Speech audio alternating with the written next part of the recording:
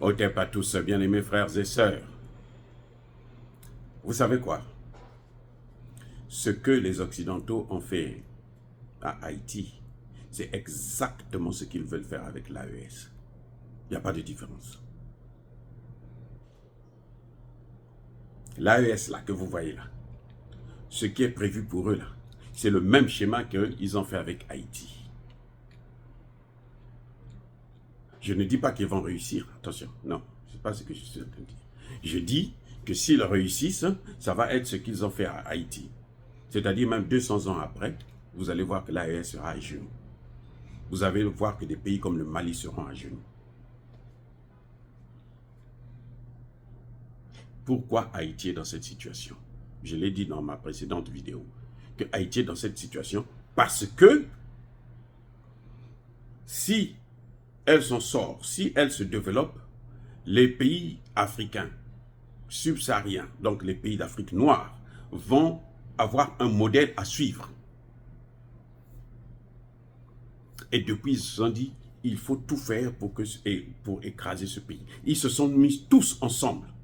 Il n'y a aucun pays européen qui ne veut voir Haïti. Non, s'émanciper. Aucun pays occidental, que ce soit les États-Unis, que ce soit la France, que ce soit... Vous avez déjà entendu le président français, le président américain aller, ou le premier ministre canadien aller en Haïti? Vous avez déjà entendu parler de ça?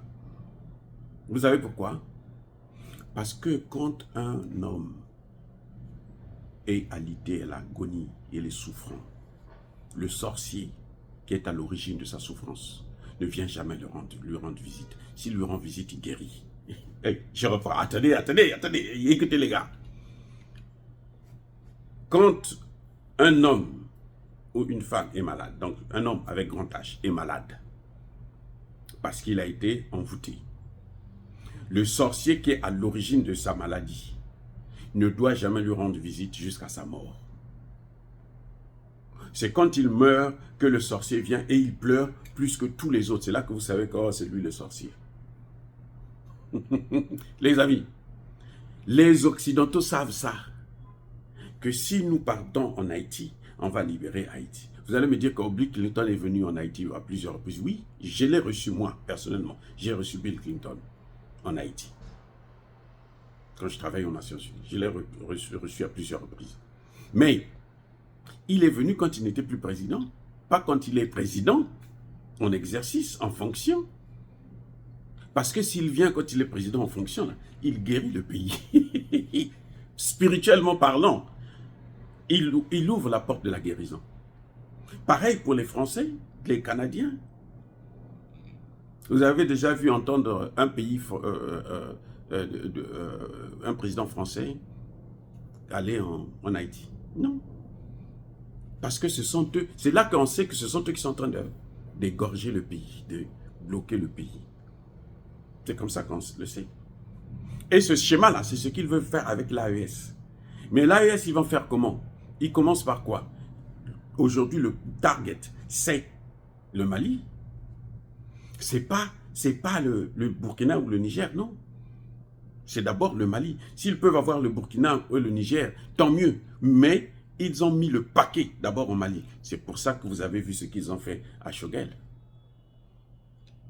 Ce n'est pas Choguel qu'ils sont en train de chercher, c'est la tête du train. La tête du train, c'est le président de la République, c'est le président, le général Assimi Goïta qu'on veut.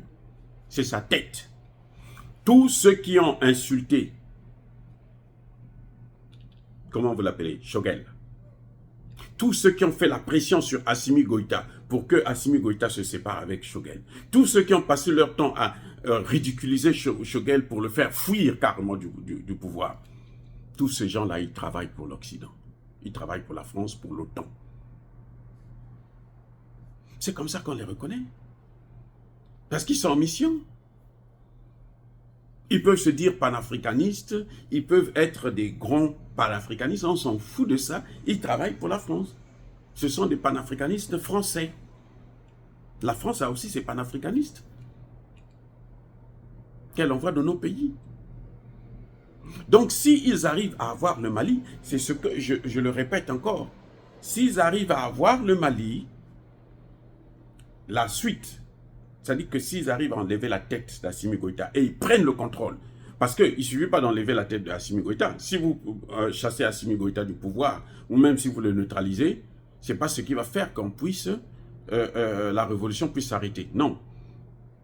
Il faut qu'ils prennent aussi le contrôle. Et là, s'ils prennent le contrôle, vous allez voir que c'est depuis le Mali qu'ils vont attaquer maintenant le Burkina Faso. Ils vont attaquer le Niger. Et s'ils arrivent à neutraliser l'AES, l'Afrique est finie. Les Africains devraient le savoir. Les Africains sérieux devraient le savoir. Parce qu'ils vont mettre tous les moyens pour ça. Sinon, comment vous pouvez expliquer qu'ils ont besoin de bases militaires autour de l'AES? Comment? En ce moment, ils font pression. Les Occidentaux font pression à Poutine pour que Poutine puisse lâcher le Mali. Oh, je reprends. Au moment où nous parlons là, les Occidentaux font pression à Poutine pour qu'il puisse lâcher le Mali.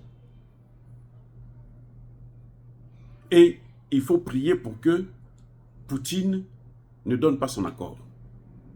Vous avez vu comment l'Algérie a donné son accord pour laisser passer les terreaux sur le sol malien? L'Algérie, la Mauritanie, le Sénégal, la Côte d'Ivoire,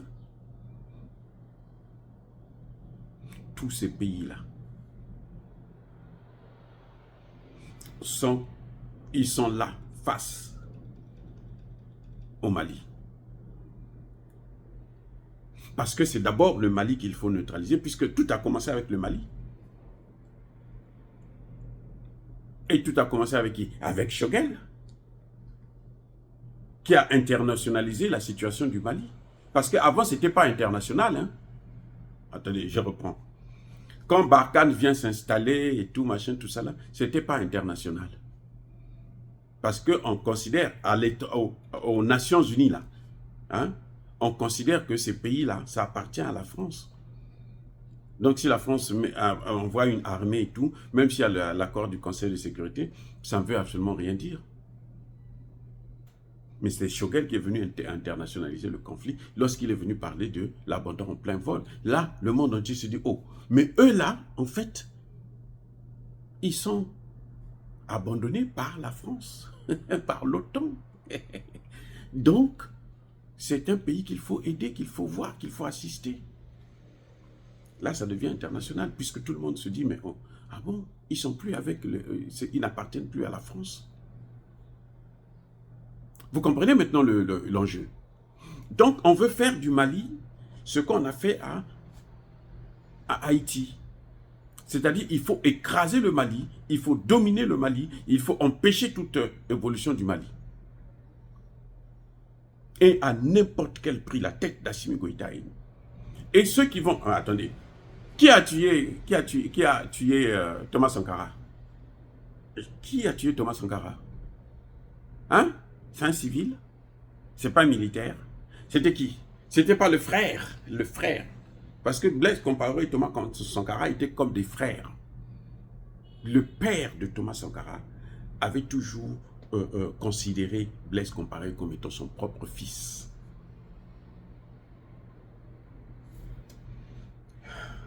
Les amis, Thomas Sankara a été assassiné par son propre frère. Même fonction, même promotion, même métier. Qu'est-ce qui se passe? Assimi Goïta aussi, ils vont chercher autour de lui, autour même des 5 colonels là, autour des 5 colonels. Ne soyez pas... C'est-à-dire que moi ça ne me regarde pas. Hein. Je ne les divise pas. Je dis que Assimi Goïta, qui est à la tête, il doit faire très attention. Parce que même un de ces 4 autres colonels peut la battre pour arrêter le processus. Et on peut lui proposer des milliards pour ça, puisqu'ils ont besoin de ça. Le Mali vaut tout. C'est-à-dire que pour le Mali, là, ils sont prêts à mettre des milliards et des milliards. Même pas en CFA, mais en euros. Ils peuvent mettre 1 milliard, 2 milliards, 3 milliards en euros pour la tête d'Assimi Goïta. Il ne faut pas jouer avec ça. Parce que si Assimi Goïta tombe, on sait que l'AES prendra un coup. Mais un coup dur. Donc, tous ceux qui sont impliqués dans la situation, la crise entre Choguel et Assimi Goïta, tous là, ils sont suspects. Tous ceux qui venaient dire à Assimi Goïta, il faut le virer. Ah, lui, il a fait ceci. Ah, lui, cela, ou ceci.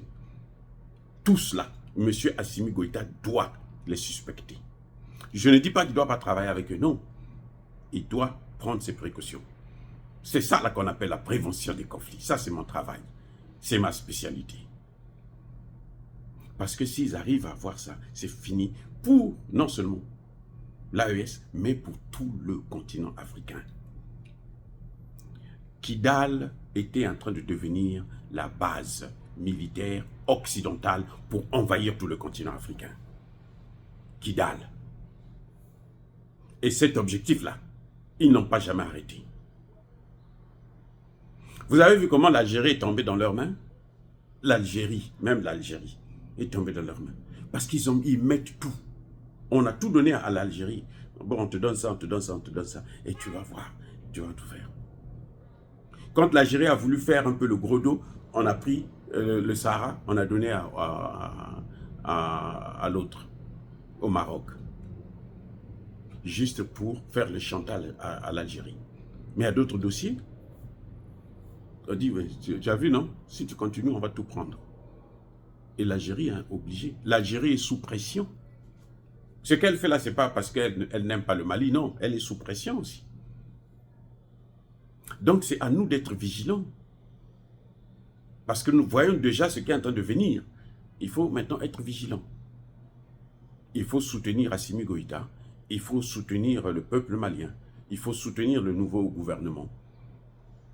Pour qu'il puisse respecter la charte de la transition, la charte de l'AES, la charte de la Confédération.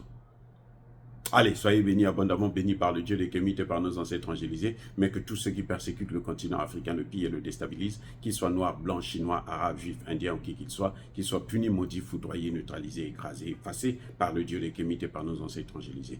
Vive l'Afrique éternelle, j'ai dit et j'assume.